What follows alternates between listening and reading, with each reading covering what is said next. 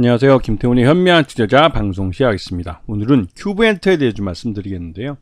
이 큐브엔터는 여자 아이돌로 유명한 그 연예 기획사입니다.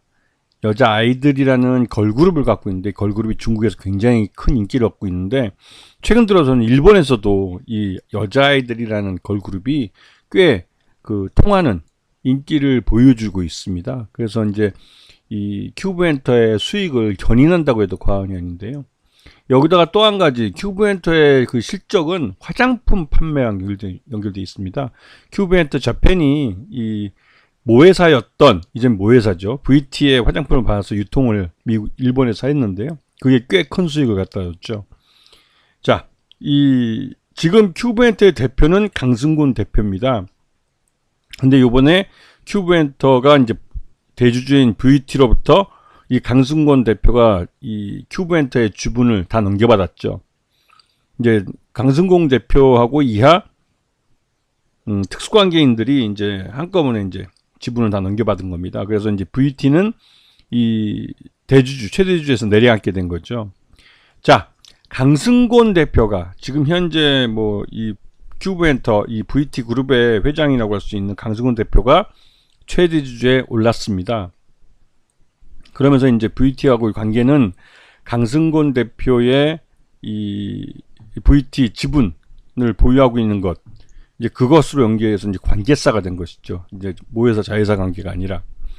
자, 요번 2분기 상반기 실적 기준으로 봤을 때 이 음반하고 음원이 전체 매출의 39%, 그다음에 화장품 쪽이 45%의 매출을 올려서 화장품 쪽이 많은 걸 알 수가 있습니다. 그래서 VT랑 결별했을 때 완전히 사업적으로 분리가 된다면 이 코스메틱 쪽 매출이 사라지기 때문에 전체적으로 매출 자체가 틀어질 수가 있죠. 하지만 이 화장품 유통, 특히 이제 이 큐브엔터 재팬을 통한 이 유통은 여전히 계속할 가능성이 큽니다.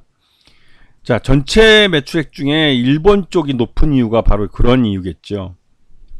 자, 여자 아이돌이 요번에 이제 월드 투어에 나섭니다. 이 말뜻은 공연 예술 쪽에서 공연 무대가 많아지면서 여기서 이제 그 매출이 꽤 많이 발생할 거라는 거죠. 이 월드 투어는 지금부터 시작해서 이제 8월부터 시작해서 11월 말까지 해서 저 호주 시드니에서 이제 끝나는 일정인데요. 이 한 바퀴 다 돌고 나면 꽤 큰, 3분기, 4분기 때는 이 여자 아이들로 인해서 이 큐브엔터가 꽤 큰 수익을 가져갈 가능성이 큽니다. 그리고 여자아이들의 이 음반이 판매량이 꾸준히 늘고 있는데, 특히 이번 정규 2집이 흥행 조짐을 나타내고 있어서 확실히 3, 4분기 때 여자아이들이 견인하는 실적 견인이 나타날 가능성이 커지고 있는 상황이죠. 그리고 큐브엔터 소속국의 여러 이제 여자아이돌 말고도 이제 배우도 있고 신인 보이그룹도 이번에 이제 상반기에 데뷔 예정이었었는데요. 이런 것도 여러 가지 사정으로 이제 좀 연기된 것도 있는 것 같고, 그다음에 이 여자 아이돌을 이을 그 후속 이 아티스트가 좀 필요한 상황이긴 합니다. 네. 자, 이 연결 포괄 손익계산서, 이게 보면 좀 누적 매출액 기준으로 했을 때 1010억을 찍었고요. 이건 전년과 비교해서 엄청난 발전을 보여준 겁니다. 그래서 이제 전년 대비하면 대부분 이제 어닝 서프라이즈라고 할 수 있는 그런 숫자를 찍은 거죠. 예.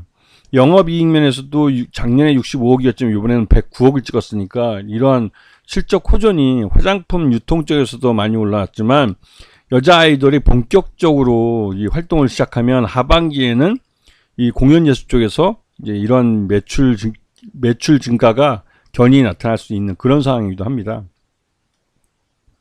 그리고 지금까지는 VT가 최대주주로 이게 37%, 37.59%를 갖고 있었지만, 이 VT의 지분, 이 큐브엔터에 대한 지분을 강승곤 대표이사 쪽이 넘겨받으면서 강승곤 대표 쪽이 전체 508만 주를 가지면서 36.82%로 최대주주에 올랐습니다. 그리고 이 강승곤 대표 말고도 다른 특수관계인들 포함하면 지분이 더 많아지게 되는 거죠.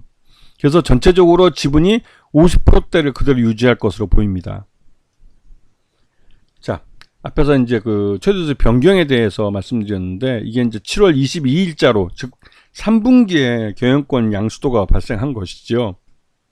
그리고 여기에서 제3자 배정 유상자가 발생을 했고 그 제3자 중에 강승곤 대표와 그다음에 공동대표인 정철 대표가 이름을 올리고 있고 이들은 1년간 보호회수하게 되어 있습니다. 즉 이번에 제3자 배정 유상자 끝나도 1년 후에나 시장에 나올 수 있는 그런 지분이라는 의미이죠.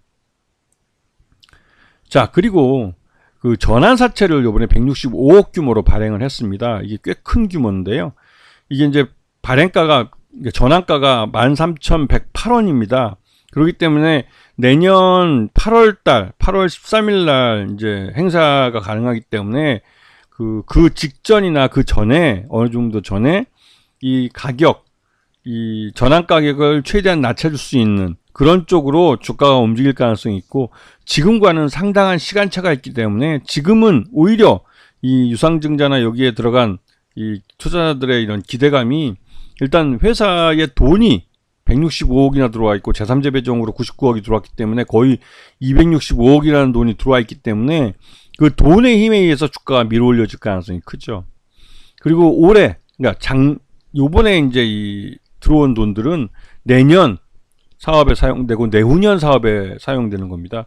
이 165억이라는 돈이 아직은 사용되지 않고 고스란히 남아있다는 소리죠. 자, 보시면 큐브엔터 주가가 올해 들어와서 지금 1월 23일 날 22,850원을 찍고 그 이후로 주가가 좀 흘러내린 측면이 있습니다. 이게 이제 이 경영권 양수도에 대한 불확실성도 있고 전체적으로 이 큐브엔터가 이제 그 걸그룹인 여자 아이돌이 중국에서 굉장히 인기가 많았었는데 중국이 이 한알령을 폐지할 거라는 게 계속 소문만 돌다가 이게 좀 계속 한알령이 풀리진 않고 그러다 보니 이제 좀 실망 매물이 좀 나온 의미가 있죠. 하지만 전반적으로 큐브엔터의 실적이 개선되고 있고 그리고 지금 2분기 실적 기준으로 봤을 때 적정 주가 한 19,000원 정도로 평가되고 있기 때문에 지금은 이런 그 2분기 실적을 주가에 반영하는 주가 흐름이 나타날 가능성이 크죠. 이게 물론 3분기나 4분기 때 실적이 더 나빠진다면 지금 주가가 오히려 이렇게 할인된 대로 계속 진행되겠지만 이 여자 아이돌이라는 이 큐브엔터의 대표적인 아티스트가 이제 월드 투어 공연에 나섰기 때문에 공연 수입이 들어오기 시작합니다. 그런 부분 때문에도 실적 개선 가능성이 높기 때문에 큐브엔터의 실적이 3분기 때 지금보다는 더 개선될 가능성이 크고 이런 어닝 서프라이즈가 이어질 경우에는 뭐 확실히 주가가 저평가될 이유는 없는 것이죠. 거기다가 경영권 양수도라는 이 불확실성이 해결이 됐고 그다음에 나름대로 이 그 강승곤 대표가 경영 수완이 있는 사람으로 알려져 있기 때문에 이런 분이 이제 큐브엔터의 확실한 최대주주이자 이제 경영자가 됐기 때문에 이런 그 CEO 주가랄까요? 그런 것에 대한 기대감도 큐브엔터에 나타날 가능성이 큽니다. 그래서 이제 관심을 두고 보셔야 될 종목이 된 것이죠. 아시겠죠? 자, 오늘 방송 여기서 마치겠습니다. 감사합니다.